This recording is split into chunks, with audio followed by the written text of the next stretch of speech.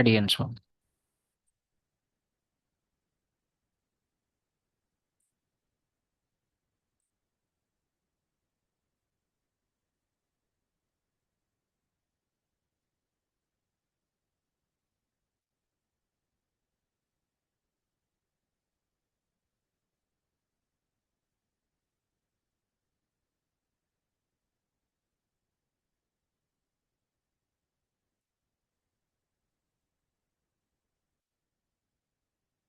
उदन्तं राम राम इति मधुरं मधुराक्षरम् आरुह्य कविताशाखां वन्दे वाल्मीकिकोकिलम् वाल्मीकिर्मुनिसिंहस्य कवितावनचारिणः शृण्वन् रामकथानादं याति परां गतिम् यः पिबन् सततं रामचरितामृतसागरम् अतृप्तस्थं मुनिं वन्दे प्राचेतसमकल्मषम् गोष्पदीकृतवाराशिम् असखीकृतराक्षसम् रामायण महामाला रत्नं वन्दे अनिलात्मजम् अंजनानन्दनं वीरं जानकी शोकनाशनं कपीशम् अक्षहन्तारं वन्दे लङ्काभयङ्करम् मनोजवं मारुततुल्यवेगं जितेन्द्रियं बुद्धिमतां वरिष्ठं वातात्मजं वानरयूथमुख्यं श्रीरामदूतं शिरसा नमामि उल्लङ्घ्य सिन्धोः सलिलं सलीलं यशोकवह्निं जनकात्मजायाः आदाय तेनैव ददाह लङ्काम् नमामि तम् प्राञ्जलिराञ्जनेयम् आञ्जनेयमतिपाटलाननं काञ्चनाद्रिकमनीयविग्रहम् पारिजाततरुमूलवासिनं भावयामि पवमाननन्दनं यत्र यत्र रघुनाथकीर्तनं तत्र तत्र कृतमस्तकाञ्जलिं बाष्पवारि परिपूर्णलोचनं मारुतिं नमत राक्षसान्तकम् वेदवेद्ये परे पुंसि जाते दशरथात्मजे वेदः प्राचेतसादासीत् साक्षात् रामायणात्मना तदुपगतसमाससन्धियोगम् सममधुरोपनतार्थवाक्यबद्धम् रघुवरचरितं मुनिप्रणीतं दशशिरसस्य वदं निशामयध्वम् श्रीराघवं दशरथात्मजमप्रमेयं सीतापतिं रघुकुलान्वयरत्नदीपम् आजानुबाहुमरविन्ददलायताक्षम् रामं निशाचर विनाशकरं नमामि वैदेही सहितं सुरद्रुमतले हैमे महामण्डपे मध्ये पुष्पकमासने मणिमये वीरासने सुस्थितम् अग्रे वाचयति प्रभञ्जनसुते तत्त्वं मुनिभ्यः परं व्याख्यान्तं भरतादिभिः परिवृतं रामं भजे श्यामलं पितामहस्यापि पितामहाय प्राचेतसादेशफलप्रदाय श्रीभाष्यकारोत्तमदेशिकाय श्रीशैलपूर्णाय नमो नमस्तात्.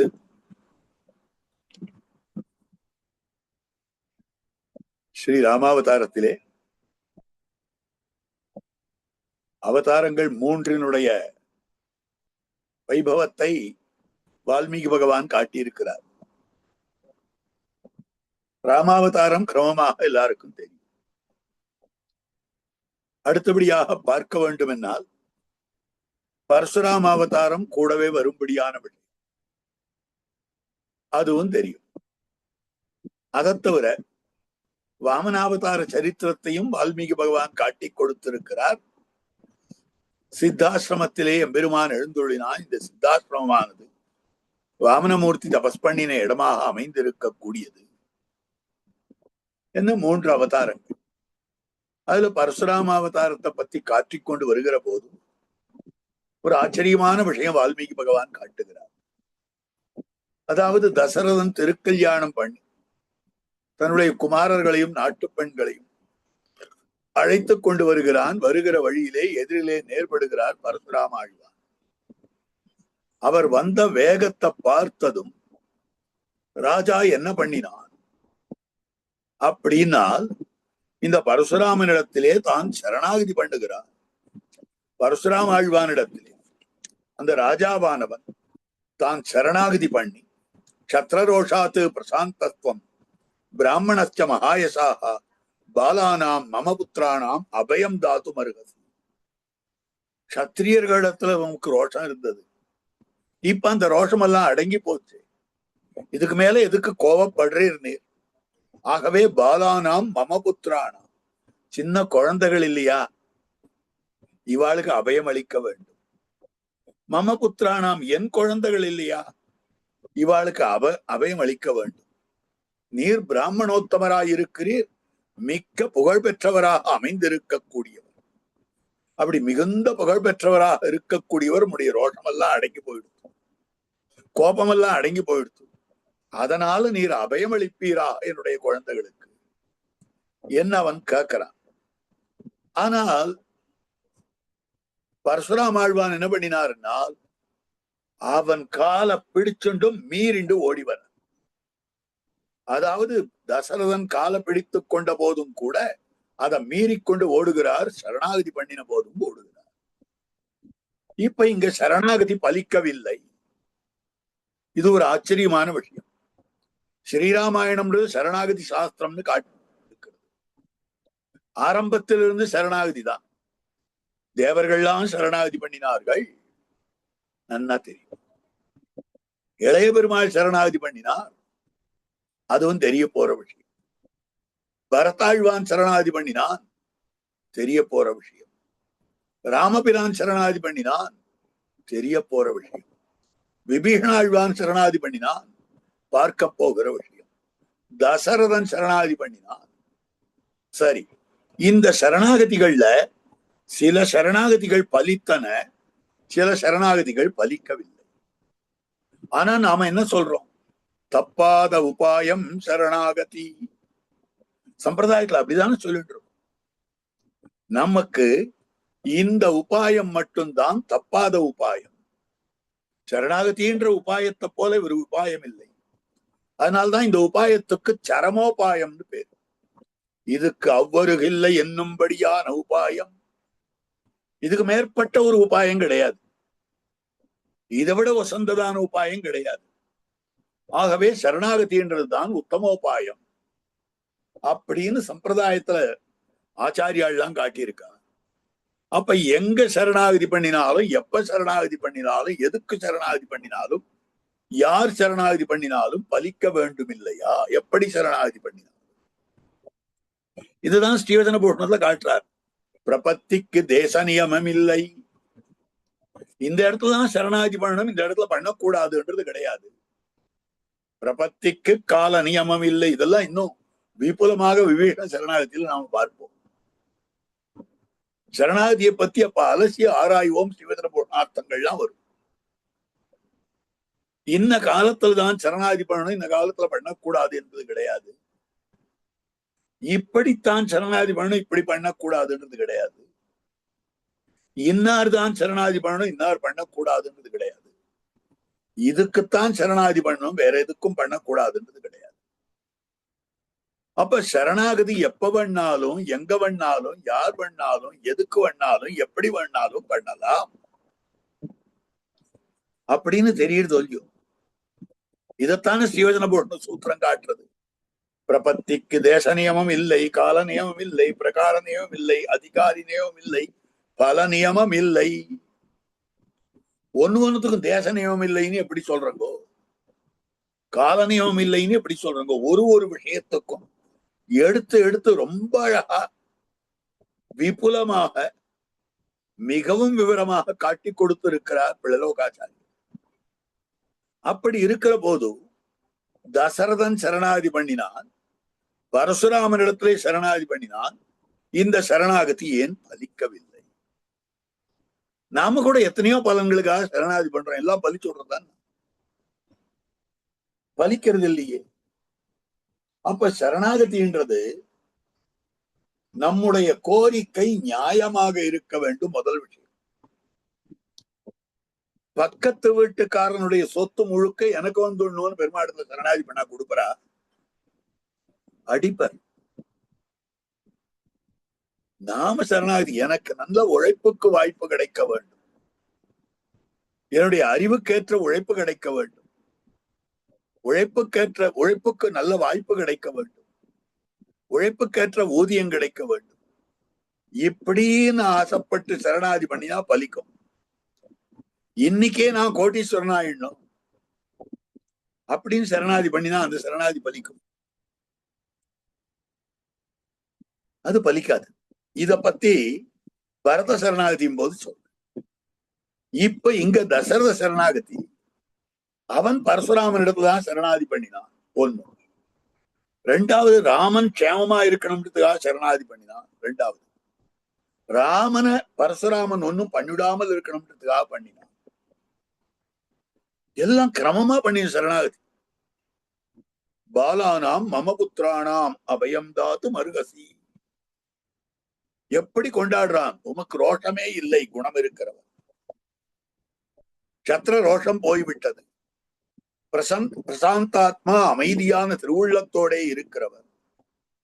பிராமணஸ்யா அந்தணமையோட இருக்கக்கூடியவர். அதாவது அந்தணர் என்போர் அறவோர் மத்தவு இருக்கும் செந்தன்மை போன்றொழுகலாம். மகாயசாகா மிகுந்த கீர்த்தி படைத்தவர். அப்ப பகவானுடைய குணகானங்களை எல்லாம் பண்ணி அவனிடத்துல சரணாகதி பண்ணினார். அந்த சரணாகதியும் பலிக்கல. அந்த சரணாகதி பலனாக, அப்படியாப்பா உங்க ராமன் நான் ஒன்னும் பண்ண மாட்டேன், ராமா நீ வில்லெல்லாம் என்கிட்ட வாங்க வேண்டாம், இந்த வில்லெல்லாம் வளைக்க வேண்டாம், உங்க அப்பா சரணாகதி பண்ணிட்டார், அதனால நீ போய் வா, நான் மாட்டுல போறேன் சொல்லி இருக்கலாமே. அந்த மாதிரி சொல்லலையே. அப்ப ஏன் தசரதனுடைய சரணாகதி பலிக்கல்ல? இதான் பூர்வபட்சம், இதான் கேள்வி. இதுக்கு பதில் என்னன்னா, உபனிஷத் பதில் சொல்றது.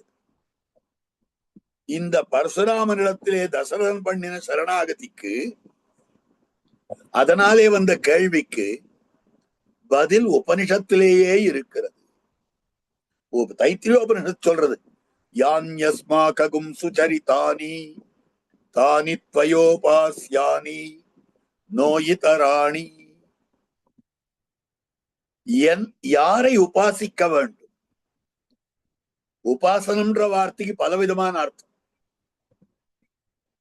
உபாசனம்னா நம்ம திருப்பி திருப்பி திருப்பி அவளையே நினைக்கிறது உபாசனம், அவளை போற்றி புகழறது உபாசனம், அவளுக்காக ஒரு காரியத்தை செய்யறது உபாசனம், அவளிடத்துல பக்தி பண்றது உபாசனம். அதுக்கு மேல உபாசனம்னா சரணாகதி பரியந்தம் போகும். அப்போ எந்த அவதாரங்களிலே நல்ல சரித்திரம் இருக்கிறதோ அந்த அவதாரத்தை தான் உபாசிக்க வேண்டும். யான்யஸ்மாகும் சுச்சரிதானி தானி த்வயோபாஸ்யானி நோயிதராணி. பரசுராமர் எப்படிப்பட்டவர்னா, அழகான வார்த்தை, க்ஷமை விட்டவன் வாக்கியம். பராசர பட்டர் கைசிக மகாத்மியம், நம்பாடுவான் சரித்திரம், அந்த சரித்திரத்தை விவரிக்கிறார். அதுல வராக அவதாரத்தை எம்பெருமான் வராக சரமஸ்லோகம் சொன்னான். அந்த வராக பெருமாளுடைய வார்த்தை தான் நமக்கு தஞ்சம் அப்படின்னு கல்வெட்டா சொல்றார். உடனே ஒருத்தர் வந்து ஆட்சேபிக்கிறார், ஏன் மத்ஸ்யாவதாரத்து பெருமாள் ஏதாவது சொன்னா கேட்டுக்கலாமே. ஆக அதெல்லாம் முடியாது, கூடாது. ஏன்? அவரே கரையேறல்ல, நம்மளையா கரையேத்த போறார். கூர்மாவதாரத்தை பெருமான், ஐயோ கூர்மாவதார காலத்துல பகவான் தான் சமுத்திரத்துக்கு அடியில இருந்தான், அவன் மேல மலை அமுக்கின்று இருந்தது.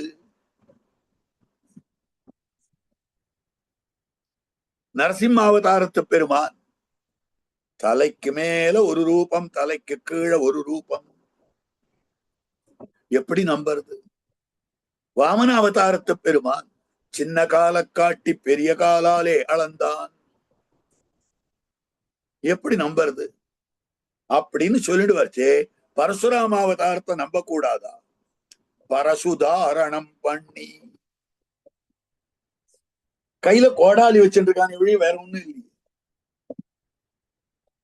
பரசுதாரணம் பண்ணி கொண்டிருக்கக்கூடியவன் கையில கோடாலி வச்சுட்டு இருக்கிறதுனால ஒன்றும் தப்பு இல்லை. ராமாவதாரத்துல வில்லுதான் வச்சுட்டு இருக்காரு. அதே மாதிரி கையில கோடாலி வச்சுட்டு இருந்தா தப்பு இல்லை. ஆனால் கூடவே இன்னொரு வார்த்தையும் பராசரர் பட்டர் காட்டுறார், க்ஷமை விட்டவன் வாக்கியம். க்ஷமா மன்னித்தல். அவருக்கு மன்னித்தல்ன்ற குணமே இல்லையே. க்ஷமையை விட்டு விட்டாரே. அவர் ஸ்தோத்திரம் பண்ணச்சேவன்னா சத்ரரோஷாத்து பிரசாந்தத்துவம் பிராமணஸ்ய மகாயசா அப்படின்னு எல்லாம் போற புலியை கொண்டாடுறான் தசரதன். உண்மையிலேயே அவன் க்ஷமா என்கிற குணத்தை விட்டு விட்டான். க்ஷமான்னா மன்னித்தல், பொறுத்தல், பொறையுடைமை. அந்த குணத்தை விட்டவனானபடியாலே அவன் கால்ல விழுந்தா எப்படி படிக்கும்? குணம் கெட்டவன் காலை பிடிச்சுட்டா உதறிட்டு தான் ஓடி போய் அடிப்பான். அப்படிதான் பண்ணிருக்கார் பரசுராம ஆழ்வார். ஆகவே அதற்கனுகுணமாக அவனிடத்துல சரணாகதி பண்ணினான். அடுத்தது இன்னொரு வார்த்தை காட்டு. அதுக்கப்புறம் அவருடைய சக்தி எல்லாம் பெருமாள் வாங்கினுட்டார். விஷ்ணு தேஜஸ் விஷ்ணுவனிடத்திலே வந்து விட்டது. இதான் ஆவேசாவதாரம்னா என்னன்றத பத்தி எல்லாம் போன உபன்யாசத்துல விஷ்ணு தேஜஸ் பகவானிடத்திலே வந்து விட்டது என்றது. அவர் புறப்பட்டு போனார். தசரதனுடைய முகத்துல ஜலத்தை தெளிச்சு எழுப்புறார். எழுப்பினது அவன் எழுந்தான். என்ன ஆனா என்ன ஆனா என்ன ஆனா? ராமன் என்ன ஆனா, பரசுராமன் என்ன ஆனா? இதுதான் கேள்வியா இருந்தது. அப்போ அவர் புறப்பட்டு போயிட்டார். பெருமாள் க்ஷேமமா இருக்கார். கூட இருந்தவாள்லாம் சொன்னான். கதோ ராமஹா இதி சுருத்வா, பரசுராமன் புறப்பட்டு போய்விட்டான் என்பதை கேட்டு கிருஷ்டா பிரமுதிதா நிருபா, சந்தோஷம் வந்தது. கிருஷ்டா ஹர்ஷம், மகிழ்ச்சி வந்தது. பிரமுதிதா ரொம்ப மேலான சந்தோஷம். போயிட்டான், பட்டு போயிட்டாரா அப்படின்னு சந்தோஷம். உடனே அப்பா அப்படின்னா ஏன்னா இப்பதான் நான் ஒரு பிறவி எடுத்தேன்னு சொன்னான். இவ்வளவு நாள் என் பிராணனே போயிட்டு இருந்தது. போயிட்ட பிராணன்னு சொல்லுவான். போய்விட்ட பிராணனாக அமைந்திருந்தது. புனர்ஜாத்தம் ததாமேனே சுதான் ஆத்மானமே வச்சா, தானும் தன்னுடைய குமாரர்களும் மீளவும் பிறந்தார்கள். நானும் இப்பதான் பிறந்தேன், என் குழந்தைகளும் இப்பதான் பிறந்தேன். நாங்கள்லாம் மறுபிறவி எடுத்து இருக்கிறோம் அப்படின்னு தெரிவித்திருக்கிற வார்த்தை. இங்கதான் நம்ம ஆச்சாரியால் விசாரம் பண்றோம். ஏற்கனவே சொல்லியிருக்கேன், ராம வைபவத்தை தசரதன் தெரிஞ்சுக்கலையானா நன்னா தெரிஞ்சுட்டான். ஒரு பிராமணனா இருக்கக்கூடிய, தபஸ்வியா இருக்கக்கூடிய பிராமணன் எங்க ராமன் வீரத்தின் முன்னால எம்மாத்திரம், இந்த ஞானம் தசரதனுக்கு கிடையவே கிடையாது. பரிபூர்ணமாக இந்த ஞானம் இருக்கிறது. இந்த ஞானத்துக்கு அளவே கிடையாது. ஏனென்றால் அகம் வேத்மி ஆத்மானம் ராமம் சத்திய பராக்கிரமம் என்கிற ஸ்லோகத்திலேயே ராம பராக்கிரமத்தை விஸ்வாமித்திரர் சொல்லி கொடுத்தார். அடுத்தபடியாக தாடகா நிரசனம் பண்ணினான், இது அவன் காதுல விழுந்தது. சுபாகுவ நிரசனம் பண்ணினான், காதுல விழுந்திருக்கு. விஸ்வாமித்திர யாகரட்சணம் பண்ணி கொடுத்தான், காதுல விழுந்திருக்கு. வழியிலே இருக்கக்கூடிய அகல்யனுடைய சாபத்தை நீக்கினான், காதுல விழுந்திருக்கு. அதே மாதிரியாக சிவசாபத்தை முறித்தான், காதுல விழுந்திருக்கு. அப்ப இத்தனை ராமனுடைய வீரியத்துக்கு உண்டானதான விஷயம். ராமனுடைய வீரச் செயல்கள், அந்த வீரச் செயல்கள் தெரிந்திருந்தும் கூட எங்க ராமன் தானே அவனை ஒன்னும் பண்ண முடியாது, யார் என்ன அவனை கழிக்க முடியும் என்று சொல்லி நிம்மதியா வேடிக்கை பார்த்து கொண்டிருக்க வேண்டிய இடத்துல இவன் சரணாகதி பண்ணினானா, மூர்ச்சித்து விழுந்தானா. இது என்ன விஷயம்னா, இது மங்களாசாசனம் ஆச்சாரியால் காட்டுறார். இவ்வர்த்தம் சக்கரவர்த்தி, விஸ்வாமித்ரன், ஜனகராஜன் திருமகள், வரிசையா சொல்லிட்டு போறார். திருவடி, மகாராஜர், பெரிய உடையார், பிள்ளை உறங்கா வில்லிதாசர், நந்தகோபர் தொடக்கமான விதுர ஆழ்வான், பிள்ளை உறங்கா வில்லிதாசர் தொடக்கமானவர்கள் பக்கலிலே காணலாம். அப்படி வரைச்சே சக்கரவர்த்தின்னு வருது. தசரத சக்கரவர்த்தி எங்க மங்களாசாசனம் பண்ணினான்னா இது மங்களாசாசனம். வேற எத்தனையோ ராமானி தீர்காயுசா இருக்கணும்னு சொல்லியிருப்பான். அதெல்லாம் பொதுவா எல்லாரும் சேவிக்கிச்சே அச்சல போடுற மாதிரி. ஆனால் இது விசேஷித்து சொல்றது. அப்ப மங்களாசாசனத்துக்கு அடிப்படை காரணம் என்ன? அஸ்தானே பய சங்கித்வம். எந்த இடத்துல பயப்படக்கூடாதோ அந்த இடத்துல பயப்படுதல் இருக்கிறது. ஏன்னா ராமபிரான பக்கத்துல வந்துட்டு இருக்கான்.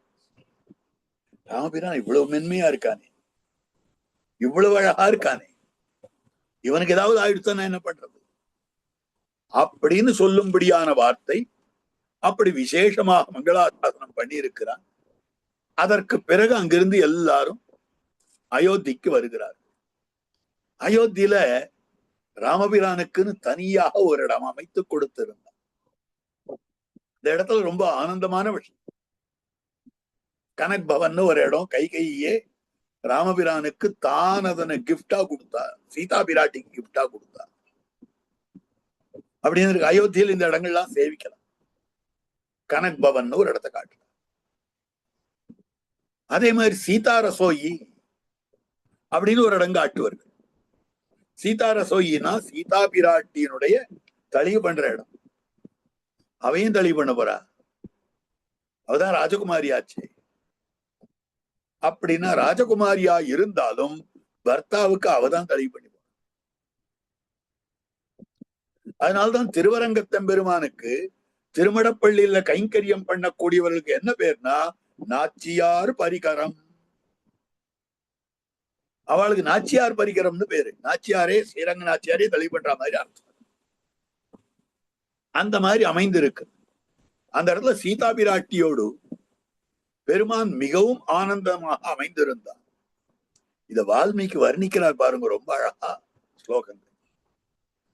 ராமஸ்து சீதயா சார்த்தம் விஜஹார பகூன் ருதூன் மனஸ்வி தத்கதஸ்தஸ்யா நித்யம் முதி சமர்ப்பிதா. ராமஸ்து சீதையா சார்த்தம், ராமபிரான் சீதா பிராட்டியோடு கூட விஜஹார பகூன் ருதூன், நல்ல ஆனந்தமாக பொழுத கழித்தார்.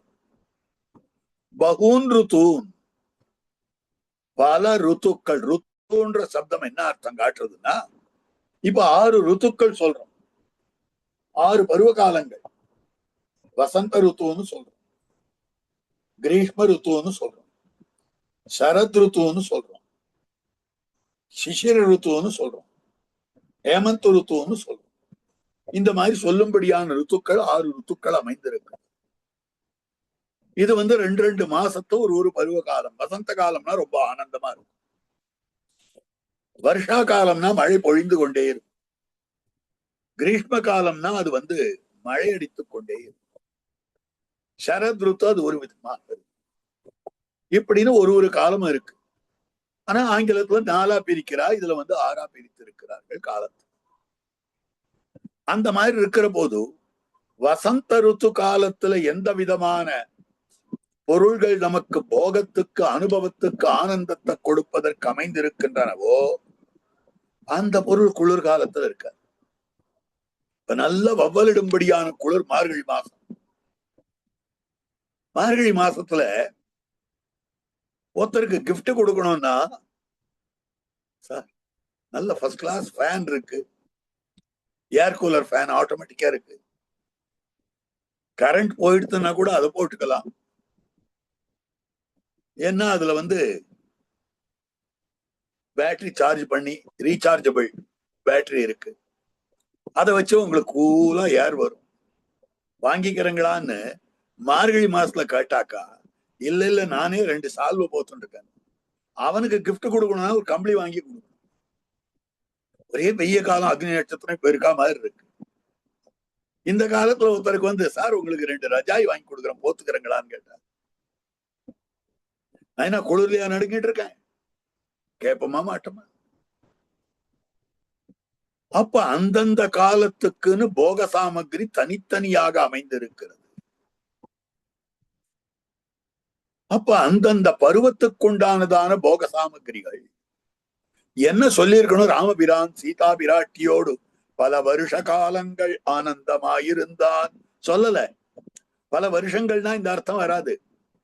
ருத்துன்னு சொன்னபடியாலே அந்தந்த பருவ காலத்துக்குண்டானதான போக வஸ்துக்கள் என்னென்ன உண்டோ அது அத்தனையும் வாங்கி கொடுத்து கொண்டிருந்தான் தசரதன். வெய்ய காலம்னா ஊட்டி கொடைக்காலம்னு அனுப்பிச்சுடுவான், குலு மணாலின்னு அனுப்புவான், டார்ஜிலிங்க்கு அனுப்புவான். ராமா நீ போய் 2 மாசம் டார்ஜிலிங் குளிர்காலம்னா தன்னுடைய அரண்மனையிலேயே அற்புதமா ஹீட்டர் வாங்கி வைப்பான். இந்த மாதிரி அந்தந்த காலத்துக்கு கிடைத்ததாய் அமைந்திருக்கக்கூடிய போக சாமகிரிகளை அவன் ஏற்பாடு பண்ணி கொடுத்திருந்தான். அதுல ஆனந்தமாக பெருமான் இருந்தான். அதனால்தான் பகோன் ருத்து. நம்ம ஆச்சாரியால் என்னமா வியாக்கியானம் பண்ண, வால்மீகியினுடைய திருவுள்ளத்தை தெரிந்து கொண்டு, ராமனுடைய திருவுள்ளத்தை தெரிந்து கொண்டு வியாக்கியானம் பண்ண. அதுல ராமஸ்து சீதையா சாத்தம், ராமன் சீதா பிராட்டியோட சந்தோஷமா இருந்தான். ராமன் சீதா பிராட்டியோடு சந்தோஷமாயிருந்தான். ராமன் சீதா பிராட்டியோடு சந்தோஷமா இருக்க வேண்டாதவன் இருந்தான் அர்த்தம். சந்தோஷமா இராதவன் இருந்தான் அர்த்தம். என்ன அர்த்தம் இதுக்கு? பெரியவாச்சான் பிள்ளை இந்த சைக்காலஜி தெரிஞ்சுட்டு வியாக்கியானம் பண்றார். ராமனோ சீதா பிராட்டியுடன் திருக்கல்யாணத்துக்கு முன்னால வரைக்கும் எப்படி இருந்தான் தெரியும். திருக்கல்யாணத்துக்கு முன்னால வரைக்கும் ராமனை பார்க்கிற போது வசிஷ்டரிடத்திலே வில்வித்தை கற்கிறான், வசிஷ்டரிடத்திலே வேதாந்த பாடம் வாசிக்கிறான், வசிஷ்டரிடத்திலே தர்மசாஸ்திரம் கற்கிறான். அப்போ தினப்படியாக இவன் புஸ்தகத்தை எடுத்துன்னு பாடசாலைக்கு குருகுலத்துக்கு போகிற போது எல்லாரும் இந்த குழந்தை எப்படி எல்லாம் பாடம் படிக்கிறது பாத்தியா, என்னென்னவெல்லாம் படிக்கிறது பாத்தியா, என்னென்ன சப்ஜெக்ட்ஸ் படிக்கிறது பாத்தியா அப்படின்னு பேசிப்பாளாம். கல்யாணம் ஆயிடுத்து. சீதா பிராட்டியோடு அவன் சுத்த பார்த்ததும், ஐயே இவர் வசிஷ்டாசிரமத்துக்கு போய் பாடம் படிக்கிறேன்னு சொல்லிட்டு எங்கேயோ போய் எதையெல்லாம் கத்து வந்திருக்கோ தெரியலையே. ராமஸ்து சீதையா சார்த்தம் அப்படின்னா என்ன அர்த்தம்? அதுலயும் அவ்வளவு எக்ஸ்பர்ட்டா இருந்தா, இதுலயும் அவ்வளவு எக்ஸ்பர்ட்டா இருந்தா.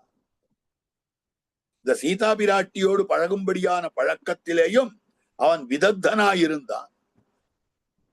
அதே மாதிரி கல்வி கேள்விகளிலேயும் விதக்தனாயிருந்தான். ராமஸ்து சீதையா சார்த்தம் விஜஹார பகூன் ருது மனஸ்வீ தத்கதஸ்தஸ்யா நித்யம் ஹிருதி சமர்ப்பிதா. பிராட்டி தன்னுடைய திருவுள்ள முழுக்க ராமபிரானுக்கு கொடுத்துட்டான். அவன் அப்படி பழகி கொண்டிருந்தான். வஸ்துதா இது ஒரு அந்யோன்ய தாம்பத்தியத்துக்கு உண்டானதான ஸ்லோகம். ஒரு பர்த்தா பத்னி இடத்துல எப்படி இருக்கணும்னா, அந்த பத்னி எப்பவும் பர்த்தாவை நினைச்சா உருகி போகணும். எங்க பர்த்தா அப்படிப்பட்டவர், எங்க பர்த்தா அப்படிப்பட்டவர், எங்க கணவன் அப்படிப்பட்டவர் அப்படின்னு உருகி போக வேண்டும். மனஸ்வி தத்கதஸ்தஸ்யாக நித்தியம் ஹிருதி சமர்ப்பிதா. தன்னுடைய ஹிருதயத்தை அவனிடத்துல கொடுத்து விட வேண்டும். இந்த காலத்துல சொன்ன வேடிக்கையா தான் இருக்கும் இது. ஆனா இந்த இடத்துக்கு கொஞ்சம் பொருந்தரா மாதிரி இருக்கிறபடியா சொல்ல. உன்னிடத்தில் என்னை கொடுத்தேன், உன்னை என் உள்ளம் எங்கும் அள்ளி தெளித்தேன்னு ஒரு பாட்டு இருக்கும் இல்லையோ, அதுக்கு வியாக்கியானம் தான் இது. இல்ல இதனுடைய வியாக்கியானம் தான் அது. அப்போ பெருமான் எத்தனை விதமான சௌகரியங்களை பண்ணி கொடுத்திருக்கான் பிராட்டிக்கு. எத்தனை விதமான அவளிடத்துல ஆசையோட இருக்கு. ஒரு பெண் பிள்ளைக்கு லோகமே எதிர்த்து நின்னாலும் கூட பர்த்தா சப்போர்ட்டிவா இருந்துட்டா எந்த எதிர்ப்பையும் சமாளிச்சுடுவா. அதுக்காகத்தான் அந்த பெண் பிள்ளையை கல்யாணம் பண்ணிக்கிறான். இவன் கைப்பிடிக்கிறான். கையை பிடிக்கிற போதே அனன்யார் கையாம்படி கைப்பிடித்தல் பாணிங்கிருஷ்வ பாணினா. பெருமான் என்ன கையை பிடிச்சான் பாரு. நீ மத்தையோருக்கு தகாதவள் என் ஒருவனுக்கே தகுந்தவள் என்று கையை பிடித்தான். ஒரு காலம் கைவிட மாட்டேன்னு சொல்லிட்டு கைப்பிடித்தான். எந்த நிலையிலையும் நான் என்னுடைய பத்னியை விட்டு கொடுக்க அப்படின்னு சொல்லக்கூடிய வார்த்தையாக அமைந்திருக்கு. இதுக்காக மற்றவாளை ஆன்டகனைஸ் பண்ணிக்கணும்ன்றது இல்ல, தாயார் தகப்பனார் ஆன்டகனைஸ் பண்ணிக்கணும்ன்றது இல்ல. ஆனால் அவளிடத்துல பிரீத்தி காட்டணும். அதுதான் கிரகஸ்த தர்மம். எல்லா புருஷர்களுக்கும் உண்டான தர்மம். அதத்தான் சொல்றது. ராமஸ்து சீதையா சார்த்தம் விஜஹார பகூன் ருதூன் மனஸ்வீ தத்கதஸ்தஸ்யாஹ நித்யம் ஹிருதி சமர்ப்பிதா. என்ன அழகான வார்த்தை தெரியும். தன்னுடைய திருவுள்ளத்தை அப்படியே ஹிருதி சமர்ப்பித்தா, நித்தியம் ஹிருதி சமர்ப்பித்தா, அப்படி சமர்ப்பிக்கப்பட்டவனாக அவன் அமைந்திருந்தான். இந்த மாதிரிதான் மத்த 3 திருக்குமாரர்கள் அவ பத்தினிமார்கள் இருந்தான். அப்ப எவ்வளவு ஹாப்பி ஹோம் ஹாப்பி ஃபேமிலி என்றால அப்படிதான் இருந்துட்டு. அந்த காலத்துலதான் யுதாஜித் யுதாஜித்ன்றவன் பரதாழ்வானுடைய அம்மான், கேகே ராஜாவனுடைய பிள்ளை, கைகேயினுடைய சகோதரன். அவன் நேரம் வந்தான் தசரதன் இடத்துல, கொஞ்ச நாள் பரதனை நான் அழைச்சிட்டு போறேன் எங்காத்து, அவன் அவனுடைய பத்னிமாக எங்காத்துல இருக்கட்டும். அம்மா நாத்துக்கு சீராடுறதுக்கு போறான். குழந்தைகள் தாய்ப்பாட்டத்துக்கு போக மாட்டாளா? அந்த மாதிரி அழைச்சிட்டு போனான். இந்த அழைச்சிட்டு போற ஸ்லோகத்தை ரொம்ப அழகா வர்ணிக்கிறார் வால்மீகி பகவான். இந்த ஸ்லோகத்துக்கு அதி விபுலமான வியாக்கியானம் கண்ணினும் சிறுத்தாம் வியாக்கியான அவதாரிக்கையில ஆச்சாரியாள்லாம் காட்டியிருக்கார். நம் பிள்ளை காட்டியிருக்கார், பெரியவாச்சான் பிள்ளை காட்டியிருக்கார், அழகிய மணவாள பெருமாள் நாயனார் காட்டியிருக்கார். ரொம்ப அழகான விஷயம். கச்சதா மாதுல குலம் பரதேன ததா நகா சத்ருக்னஹ நித்ய சத்ருக்னஹ நீதஹ பிரீத்தி புரஸ்கிருதஹ. கச்சதா மாதுல குலம், தன்னுடைய அம்மா நிலத்துக்கு பரதாழ்வான் போகிற போதே அந்த பரதாழ்வானாலே பாபமற்றவனாய் அமைந்திருக்கக்கூடிய சத்ருக்னன், தன்னுடைய உள் சத்ருக்களை ஜெயித்தவனாக இருக்கக்கூடியவன், ஆசையோடு அழைத்து செல்லப்பட்டான். சத்ருக்னன் அழைத்து செல்லப்பட்டான், நித்திய சத்ருக்களை ஜெயித்தவன் அழைத்து செல்லப்பட்டான், பாபமே இல்லாதவன் அழைத்து செல்லப்பட்டான். பரதன் போகிற போதே அழைத்து செல்லப்பட்டான், அப்பொழுதே அழைத்து செல்லப்பட்டான், ஆசையோடு அழைத்து செல்லப்பட்டான். இது இந்த ஸ்லோகத்துக்கு அர்த்தம். இந்த ஸ்லோகத்துக்கு அத்தனை அற்புதமா வியாக்கியானம் பண்ணிருக்கார். வியாக்கியானத்துல இருக்கக்கூடிய அர்த்தங்களை எல்லாம் இந்த குறிப்பிட்ட அவகாசத்துல இந்த 28 நிமிஷம் இன்னும் இருக்கு. ஏன்னா 7:05 7:06 தான் ஆரம்பிச்சது. 7:38 ஆறுது. இதுல ஒரு 22 நிமிஷம், அதுல ஒரு 6 28 நிமிஷம். அதாவது இன்னொரு அரை மணி காலம். இந்த அரை மணி காலத்துல இதை சேவிக்க முடியும்னாக்கா இதனுடைய அர்த்தத்தை நாம பார்த்து விடலாம். இது முடிஞ்சு போச்சுன்னா மேற்கொண்டு அர்த்தம் பார்க்கலாம். இத காட்டுறார். கச்சதா, கச்சதான்னா போகிற போதே அழைத்து சென்றான். கச்சதான்ற சப்தத்துக்கு என்ன அர்த்தம் காட்டப்பட்டிருக்கிறது என்னால், அவன் போகிற போதே, போகான் இருக்கிற போகின்ற கச்சதா மாதுல குலம் பரதேனா, போகிறவனாய் இருப்பவனால், கச்சதா செல்பவனாக இருப்பவனால், பரதேன பரதனால், செல்பவனாக இருப்பவனான பரதனால். அவ போய்கொண்டிருக்கிற பரதனாலே, அப்படின்னா போய்கொண்டிருக்கிற பரதனாலே அழைத்து செல்லப்பட்டான். இப்ப நாம ஆத்து வாசத்தின் மேல உட்கார்ந்துருக்கோம்னு வச்சுக்கோங்க. நம்முடைய கிரகத்து வாசத்தின் மேல, வாசத்தின் என்னன்னு புரியாது. ஏன்னா ஒரு ஆத்துலயும் திண்ணை கிடையாது. ஆத்துல வாசல் எப்படி இப்படி சின்ன இருக்கணும். ஒருத்தர் எங்கேயோ போயிட்டு இருக்கார். அவர் போறபோது வா அப்படின்னு கூப்பிட்டார். நேரம் அவரோட போயிடும். ஆத்துல இருக்கிறவாளுக்கு அவரோட கூட போறானே, எதுக்கு போறான் அப்படின்னு கேட்டா தெரியாது. நீ என்னத்துக்கு போறன்னு அவனை கேட்டாலும் எனக்கு தெரியாது, அவன் வான்னு சொன்னா அவன் போறான்.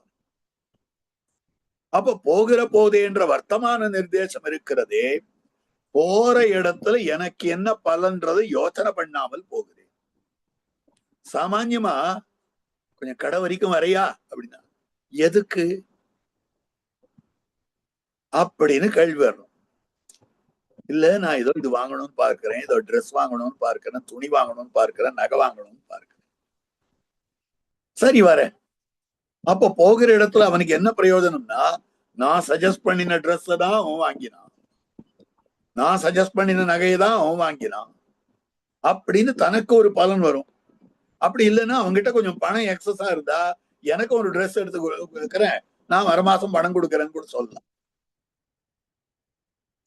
இந்த மாதிரி ஏதாவது ஒண்ணு நடத்தலாம். அப்ப போகிற போது தனக்கு ஒரு பிரயோஜனம். அவன் எங்க போறான்னு தெரியாதே கூட வான்னு சொன்னா புறப்பட்டு போனால் தனக்கு ஒரு பிரயோஜனம் இல்லையே. இப்ப பரதாழ்வான் போகிற போது சத்ருகனாழ்வான் ஓட்டிட்டு போனான். அப்போ அவனுக்கு ஒரு பிரயோஜனத்தை கணிசித்து போகவில்லை. சரி, அவனுக்கு ஒரு பிரயோஜனத்தை கணிசித்து போகவில்லை என்னால் இதுல என்ன காட்டப்பட்டிருக்கிறதுனால், இந்த இடத்துல பரதாழ்வான் அவ தாயார் தகப்பனார் இடத்துல சொல்லிட்டு எங்க மாமாவாத்துக்கு போறேன்னு சொல்லிட்டு போயிட்டு வரேன்னு சொல்லிட்டு போயிருப்பான். அந்த மாதிரி சுமித்ரன் இடத்துலயும் தசரதன் இடத்துலயும் நான் பரதாழ்வானோட போயிட்டு வரேன் அப்படின்னு அவன் சொல்லணுமா வேண்டாமா?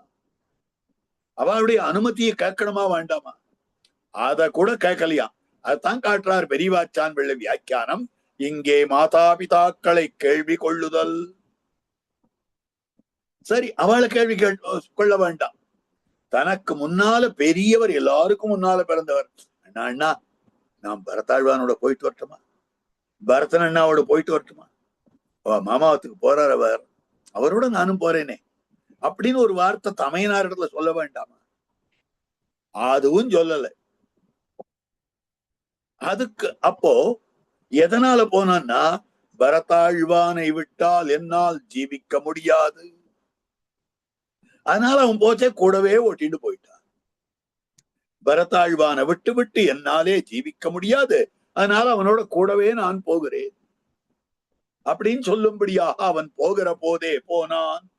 கச்சதா. அதுக்கு மேல மாதுல குலம். மாதுல குலம்னா யுதாஜித் யாராயிடுச்சுன்னு போனோம்னு வந்தான். யுதாஜித் யாராயிடுச்சுன்னு போனோம்னு வந்தான்னா பரதாழ்வானை அழைத்துக் கொண்டு போக வேண்டும் என்று வந்தான். ஏன்னா பரதாழ்வானுக்குத்தான் யுதாஜித் அம்மானே ஒழிய சத்ருகனாழ்வானுக்கு இல்ல. சத்ருகனாழ்வானுடைய தாயாரே வேற. அந்த தாயாருக்கு யாராவது சகோதரன் இருந்தானோ இல்லையோ தெரியாது. அப்ப பரதாழ்வானுடைய அம்மானுக்கும் சத்ருகனாழ்வானுக்கும் என்ன சம்பந்தம்? அப்ப பரதாழ்வானுக்கு என்ன சாம் இருக்கு கேகை ராஜ்யத்துல, என்ன விதமான அனுபவம் இருக்கிறது, வைபவம் இருக்கிறது அப்படின்னு கேட்டால், பரதாழ்வானுக்கு இருக்கக்கூடிய வைபவம் அவனுடைய அம்மான் இல்லம், அவனுடைய மாதாமகன் இல்லம். அப்ப சத்ருகனாழ்வானுக்கு எந்த விதமான அட்ராக்ஷன் இருக்காங்க? ஒண்ணும் கிடையாது. ஆமா, உங்க மாமாவத்துல நீ உங்க மாமா பசங்களோட விளையாடிட்டு இருப்ப, அவளோட சேட் பண்ணிட்டு இருப்ப, அவளோட இங்க போவ அங்க போவ, அவ உன்னோட பிரீத்தியோட இருப்பா. நான் அங்க கொட்ட கொட்ட உட்கார்ந்துருக்கணுமா? சொல்லுவாள் இல்லையோ, ஐயா அங்க போனா போர் அடிக்கும். சின்ன பசங்க 5 வயசு பசங்களை கேளுங்க, நீ அவாத்துக்கு போறியாடா? போர் அடிக்கும்.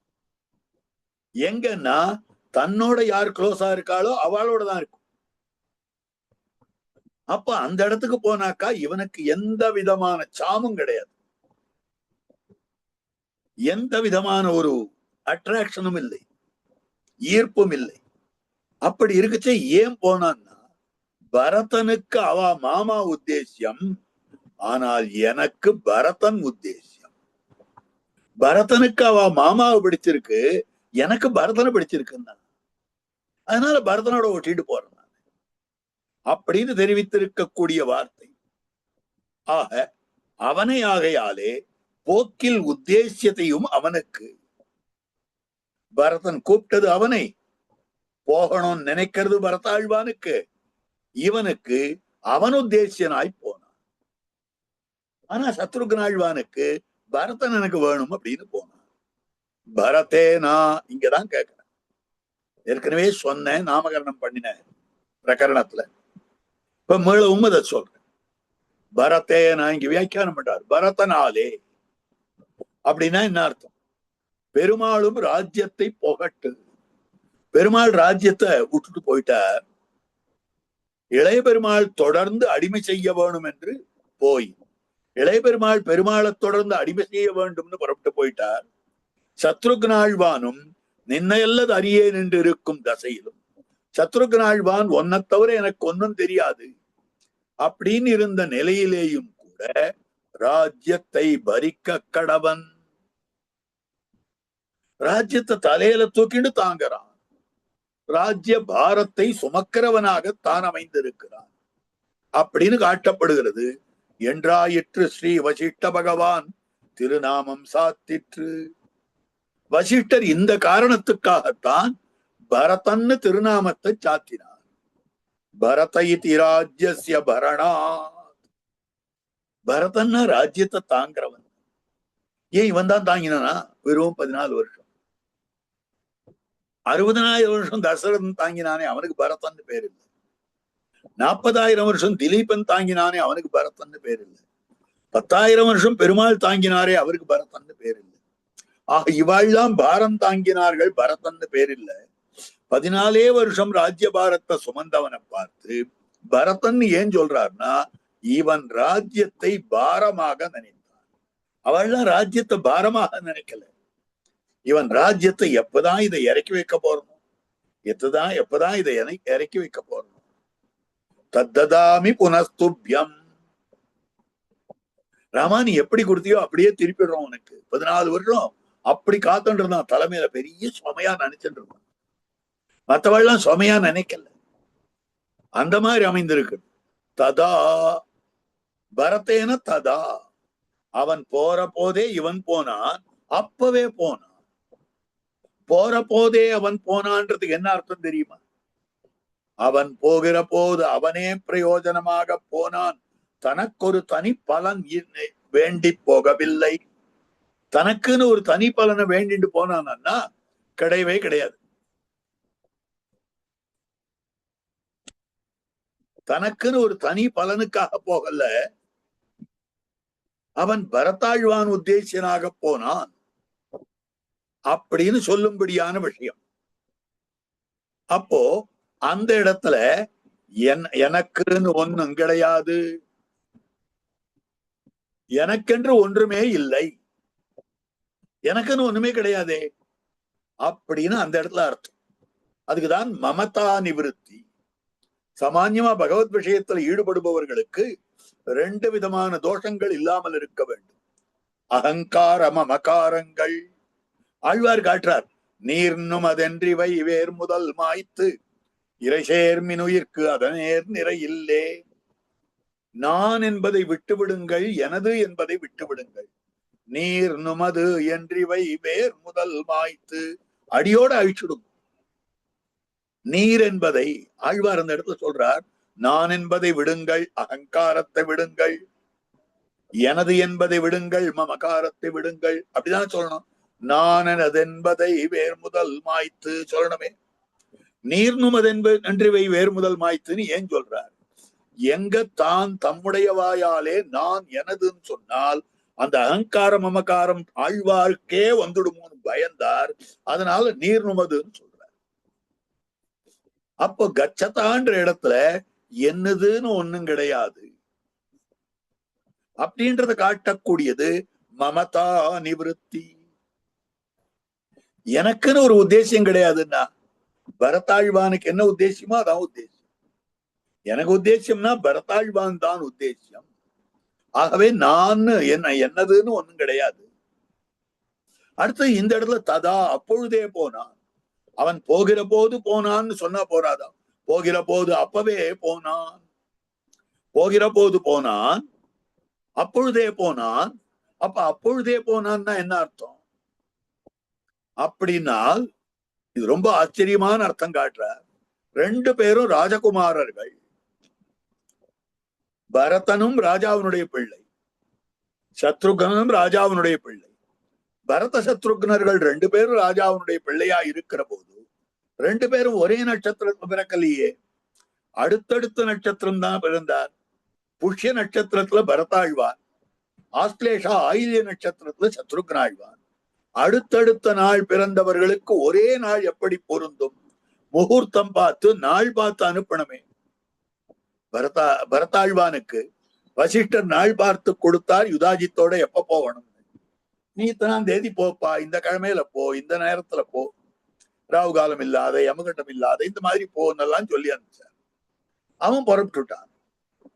அப்ப சத்ருகனன் புறப்பட்டானே, வசிஷ்டரே எனக்கு ஒரு நாள் பாருமே அப்படின்னா அந்த நாள் சரியா இருக்காது, இன்னொரு நாள் இன்னொரு முகூர்த்தம் பார்த்துருக்கணும். இன்னொரு முகூர்த்தம் பார்த்தா பரதனோட சேர்ந்து போக முடியாது.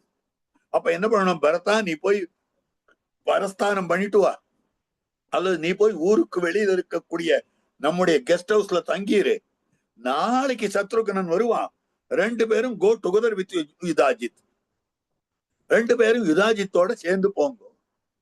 அனுப்பிச்சிருக்கலாம் இல்லையோ? இல்ல, அவன் எப்ப முகூர்த்தத்துல கிளம்பினானோ அதே முகூர்த்தத்துல அவன் போனதுவே முகூர்த்தமாக போனான். அப்போ தனக்குன்னு ஒரு பிரயோஜனம் இல்லாமல் போனான், தான்றத தனியாவே நினைக்கல. He was thinking himself as part and parcel of Bharatan. நன்னா புரிஞ்சுக்கோ. அவன் தன்னை எப்படி நினைச்சிட்டு இருந்தான்னா, பரதாழ்வானுடைய ஒரு பாகமாக தன்னை நினைத்துக் கொண்டிருந்தானே ஒழிய பரதனை விட்டு தனியாக நினைக்கவில்லை அப்படின்னு சொல்லும்படியான விஷயம். அதனால அகங்காரத்துக்கு நிவர்த்தி சொல்லிற்று. முதல்ல சொன்னது மமகார நிவர்த்தி கச்சதான்ற இடத்துல, இங்க அகங்கார நிவர்த்தி ததா என்னும்படியான இடத்திலேன்னு காட்டப்பட்டிருக்கிறது. ஆக பரதேன ததா அப்பொழுதே அனகா. ஒரே ஒரு நிமிஷம் இருக்கணும்.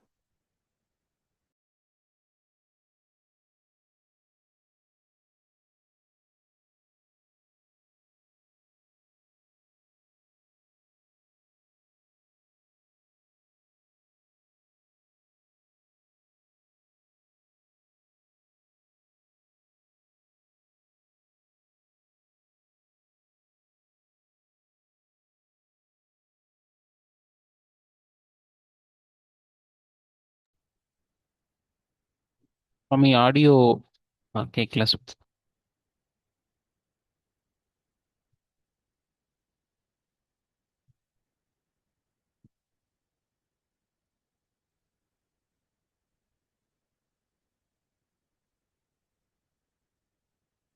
स्वामी देवरी ஆடியோ.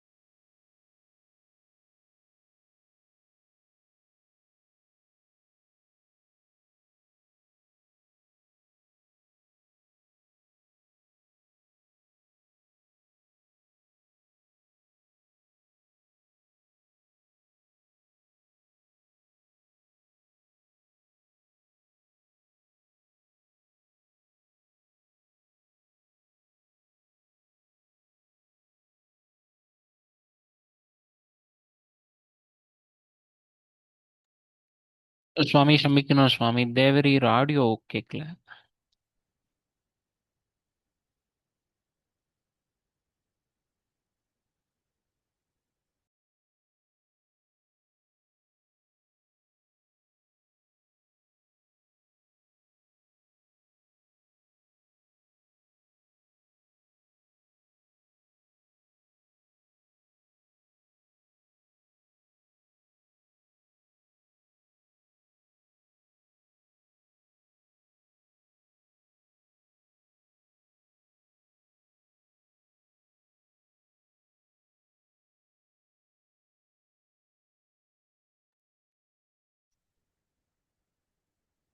சுவாமி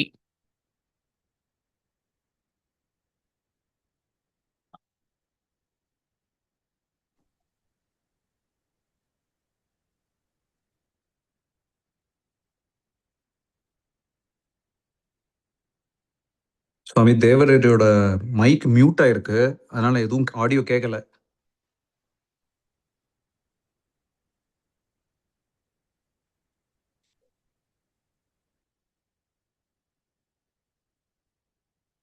சுவாமி அட்மின் அன்மியூட் பண்ண முடியுமா?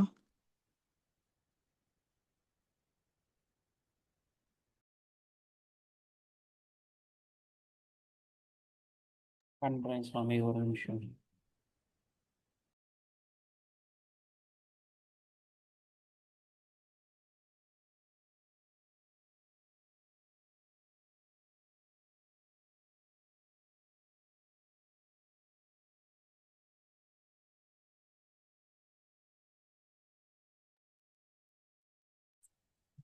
பரதாழ்வான் பின்னால போவான். பரதாழ்வான் பின்னால சத்ருக்ன ஆழ்வான் போவான். அப்போ சத்ருக்ன ஆழ்வான் என்ன பண்ணுவான்னா பரதன் முதுகையே பார்த்துட்டு இருப்பான். ஏன்னு கேட்டா, ஒருவேளை ராமனுடைய திருமுக மண்டலத்தை பார்த்து விட்டேனேயானால் அந்த ராமபிரானுடைய திருமுக மண்டலம் நம்மை ஈர்த்து விடுமே. நம்மை ஈர்த்து விட்டதேயானால் பரத கைங்கரியம் தடையாகி விடுமே. அப்ப ராம பக்தியே பாபம். சாமான்யமா லோகத்துல சொல்லிட்டு இருக்கோம், புண்ணியம் வசந்ததா பாப்பம் வசந்ததான்னா புண்ணியம் வசந்தது, பாப்பம் மட்டமானது அப்படின்னு சொல்லிட்டு இருக்கோம்.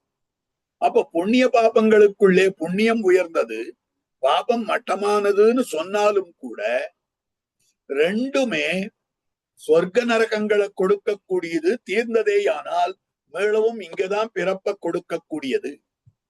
அதனால நாம புண்ணியத்தையும் விட்டுட்டு பாபத்தையும் விட்டுட்டு தான் மோட்சம் போகணும். அப்ப புண்ணியத்துக்கும் பாபத்துக்கும் தாரதமியம் இருந்தாலும் கூட புண்ணியமும் மோட்சத்துக்கு தடையானபடியாலே அதையும் விட்டுடணும். அப்ப புண்ணிய பாபங்கள் ரெண்டுமே மோட்சத்துக்கு தடையாக அமைந்திருக்கின்றன. அந்த புண்ணிய பாபங்கள் தடையாக அமைந்திருக்கிற போது ரெண்டுமே மோட்ச விரோதியானபடியாலே அஸ்வைவ ரோமாணி விதூய பாபம், அஸ்வைவ ரோமாணி விதூய பாபம். எப்படி குதிரையானது தன்னுடைய ரோமங்களை உதிர்த்து விடுகிறதோ அதே போல ஒரு முக்தாத்மா தன்னுடைய பாபங்களை விடுத்து விட்டு புண்ணியங்களை விடுத்து விட்டு போகிறான். அப்ப புண்ணியம்னு சொல்ல வேண்டிய இடத்துலயும் பாப சப்தத்தாலேயே சொல்லப்பட்டதானபடியாலே எப்படி புண்ணியம்ன்ற சப்தத்துக்கே பாபம்னு அர்த்தம் பண்ணுகிறார்களோ ராமபக்திக்கே பாபம்னு அர்த்தம் பண்ணலாம். உத்தேசிய விரோதியா இருக்கக்கூடிய அந்த ராமபக்தி, பரத கைங்கரிய விரோதியா இருக்கக்கூடிய ராமபக்தி. அப்ப சத்ருக்னாழ்வான பொறுத்த வரைக்கும் அகம் பாபம் அப்படின்னா ராமபக்தி, ராமபக்தியாகிற பாபம் இல்லாதவன் என்று சொல்லப்பட்டதாய் இருக்கக்கூடியது. இல்ல பரத கைங்கரியத்துக்கு ராமபக்தி பாபம் இல்ல, ராம கைங்கரியத்துக்கே ராமபக்தி பாபம். இதுக்குதான் மேல ஒரு வசனத்தை எடுத்து உதாரிக்கிறார். ராமே பிரமாதம் ஆகார்ஷி புத்திர பிராதரி கச்சதி. ராமனிடத்துல அபச்சாரப்படாதே லக்ஷ்மணா. சுமித்ரா தேவி சொல்றார், நான் என்னமா அபச்சாரப்பட போறேன், ராம கைங்கரியத்துக்காக தானே அவரோட போயிட்டு இருக்கேன். அவர் பின்னாலேயே நான் போய்கொண்டிருப்பதற்கு காரணம் ராம கைங்கரியத்துக்காக.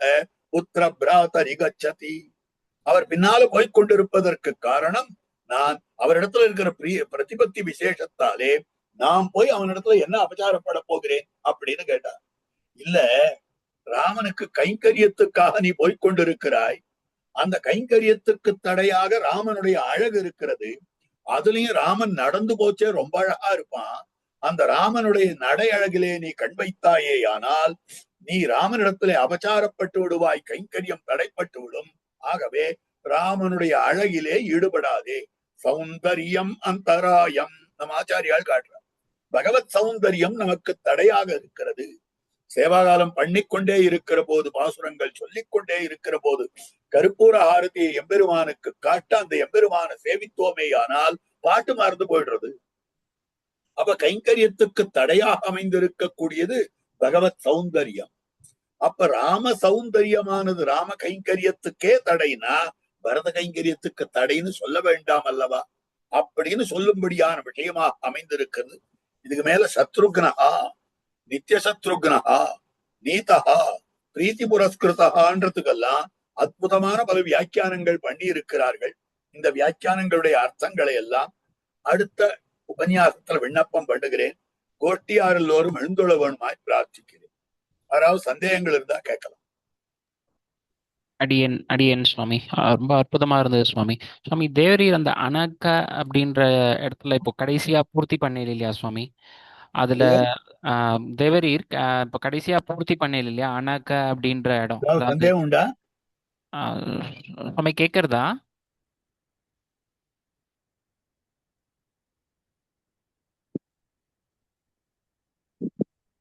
ஏதாவது சந்தேகம் இருக்கா? சுவாமி ஸ்ரீநாத் சுவாமி பேசிட்டு இருக்கார். தேவரீர் கேட்கறதா?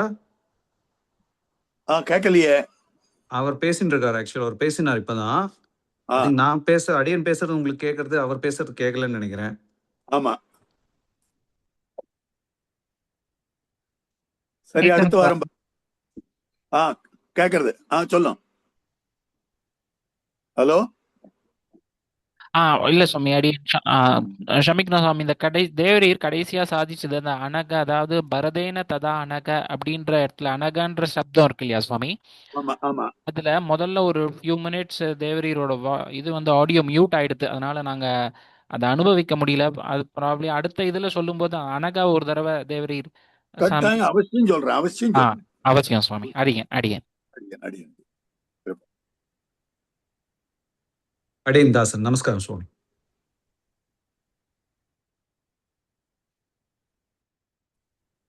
அடியேன் சுவாமி ஸ்ரீமதி ராமானுஜாய நமஹ.